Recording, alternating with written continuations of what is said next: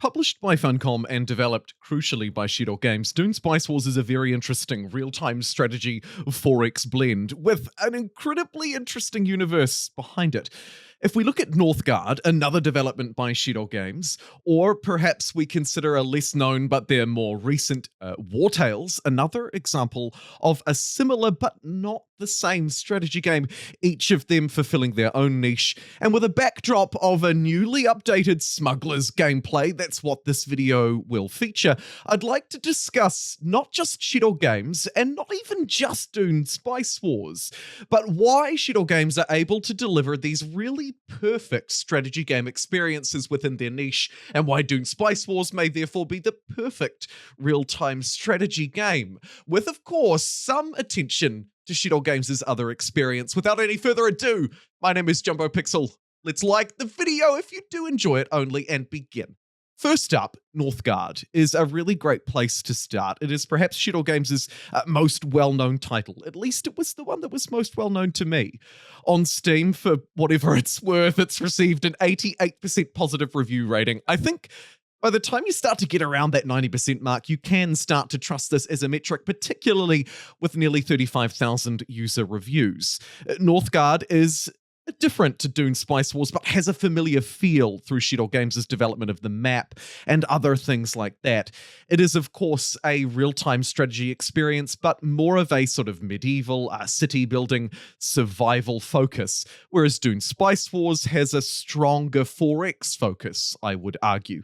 Again, fulfilling those little niches within the broader real-time strategy or even strategy game genre that I think Shiro Games could be doing particularly well.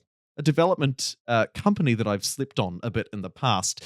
Here is another example, Wartales, a very recent, again, early access release. It released just at the end of 2021, so it's a few months ago now, but not too long at the grand scheme. This one, a strategy game again, with a medieval feel, but this time an RPG open world. Wartales, I have to admit, is a title that I haven't spent any time with myself. It is absolutely on my wish list. It's just one that I'm eyeing up. But do note this roadmap. A very interesting, detailed, ambitious roadmap for Wartales. Not too dissimilar from the ambitious, detailed roadmap that Northguard has experienced. I'll touch a little bit more on that later in the video as well. In fact, it would be fair to say Northguard is still experiencing. Let's now shift our focus temporarily and wholeheartedly, of course, to Dune Spice Wars, with the smugglers gameplay just starting to heat up in the background. Dune Spice Wars has received its first community patch, this one here, with new features like the 10,000 hegemony bonus added to every faction. This adds a new layer of diversity to gameplay for each and every one of the somewhat limited, it's got to be said, 4 factions in Dune Spice Wars' early access release. However, let's remember that Dune Spice Wars has only been released for 1 month. The patch came out almost exactly 1 month after the game released on the 26th of April on Steam. That's April of this year, 2022.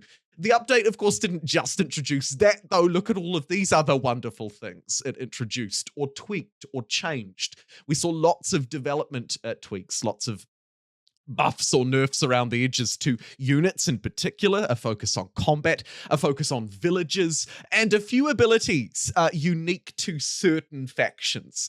Harkonnen, for example. The smugglers, as well, as I've already mentioned, received a fairly favourable update in Dune Spice Wars' community update, update number 1, which, as I'm looking at my notes now, released 2 days before 1 month, May 24th.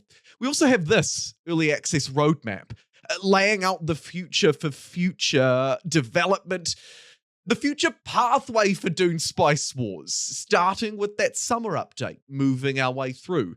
I'll keep that on the screen for a little bit longer, but I might throw it now down into not the bottom left, but probably the bottom right, just above the like button, so that you can refer to that as I go through. But it's important to note that the key findings from their roadmap, which was, again, released only 1 month after Dune Spice Wars came out into early access, highlighted that the next major update will feature multiplayer. fight, spy, and scheme against other players. Following that, and in the European summer, we'll receive a new playable faction as well as a new victory condition. And then, in a to-be-announced future, we'll receive more advanced units, air and sand, the title given to that update, and the counselors, those people that we choose at the start of the game that give us unique abilities to play with within each faction. There are currently 4 available. The counselors will become themselves playable units or operators. I'm envisioning them as being powerful units on the field to assist those advanced units that we might be seeing with the air and sand update, or they'll operate as operators within the espionage, within those operations, as you move towards potentially the assassination victory, or just messing with your opponent through sabotage, causing a rebellion, or even just revealing the map with those simple probe operations. There are lots of layers to Dune Spice Wars, and it looks to me like this roadmap that Shiro Games have recently revealed looks to be painting a fairly bright and, again, ambitious future. I've been fairly impressed with, to draw on another example of a fairly recent game that I've put a fairly large amount of time into. It's got to be said, Humankind from Amplitude Studios, released August of last year. And I've been fairly impressed with that. I've been impressed with how it's developed, with how attentive Amplitude have been, the kinds of things that they've brought in, that they've tested, that they've taken away. They've been fairly receptive to community feedback. Dune Spice Wars impresses me for all of those same reasons.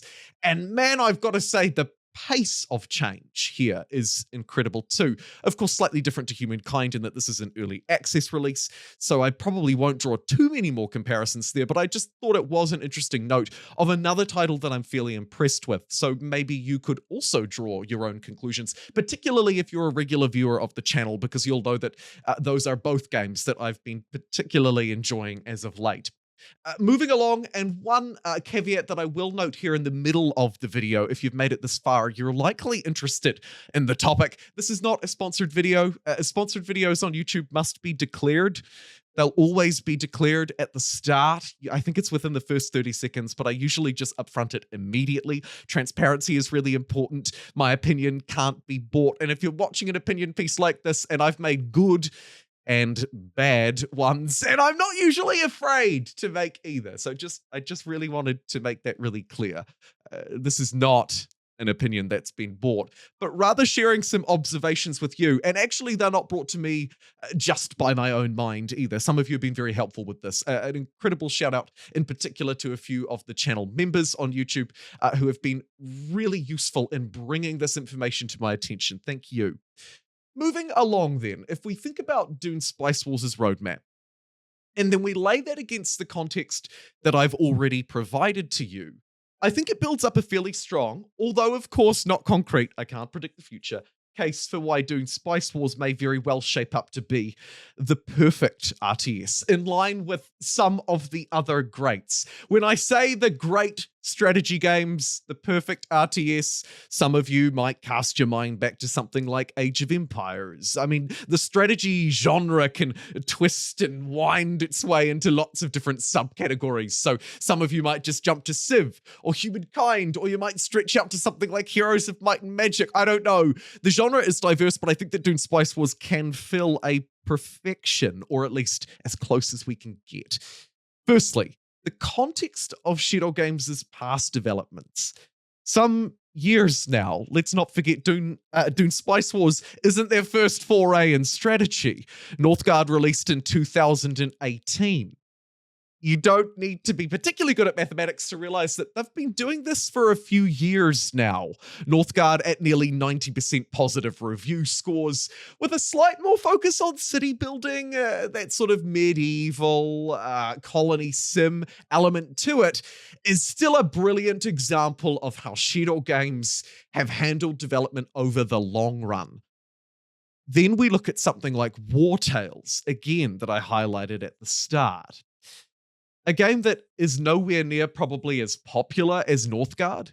Will it ever be? It's hard to say. Part of me thinks that an early release is really vital that early period must be successful to kind of surge you above the noise. But then also there have been many games throughout history that have proven to build up over time after that initial sort of pump and dump of viewership and interest. So I would never rule anything out, particularly something that has rated so highly like Wartales, something that has, I have to admit, always interested me. I'll be watching out for Steam sales or similar, trying to allocate some time to it. And of course, something that's supported by that Northguard backdrop as well. So then how does that all relate to Dune Spice Wars? And of course, these are only two examples of the many other titles that Shiro Games have worked on or released.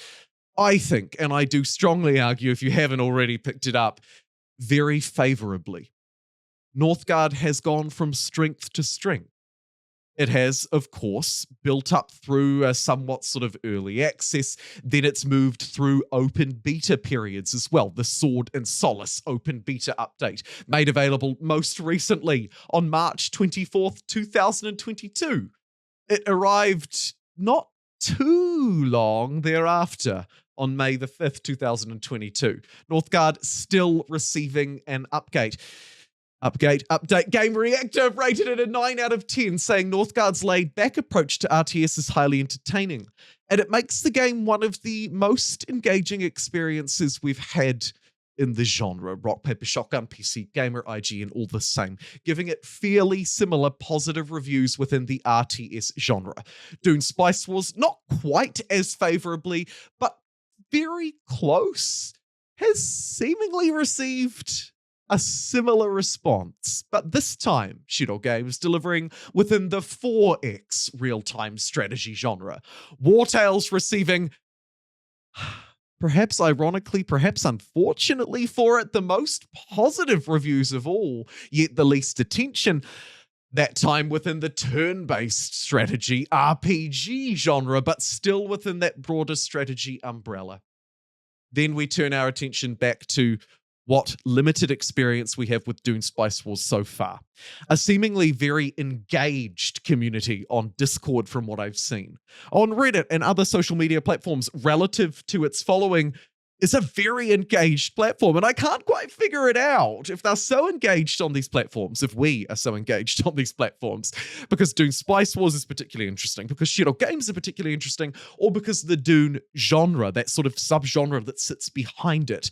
I have to always remind myself I'm coming at this from a strategy gamer, not necessarily just a Dune fan. And there is potentially Dune fandom coming in behind this as well, viewing this game from a completely different light. And I think that's why, when I go back and look at some of the comments on my Dune Spice Wars videos, they've been some of the most interesting, engaged, and varied ones of all. To conclude here, I think that we're in good hands. And if you take anything away from this, again, very clear reminder, not sponsored video, it is that Shiro Games have so far delivered some of the best strategy game experiences through early access, through betas, and through full releases at price points that are more appealing than a standard AAA release, thanks to their somewhat indie experience as a developer and through their publishing strategies as well. I think we should be optimistic that Dune Spice Wars will deliver a near-perfect RTS experience, just like all of the other experiences, or at least most of them, that Shiro Games have really polished and delivered over the years. Thank you very much for joining me today as we look at Dune Spice Wars' development in context of what Shiro Games have delivered. I will be live again, by the way, a little shout out to all of you who tune into the live streams very soon. In fact, if you're watching this on the day it's released, I'll be live tonight/tomorrow night, depending on your time zone, at around 8:30 or 9 p.m. GMT, playing wonderful games like Dune Spice Wars, Humankind, maybe some Civ. We'll see how we go. Thank you very much. I'll see you next time.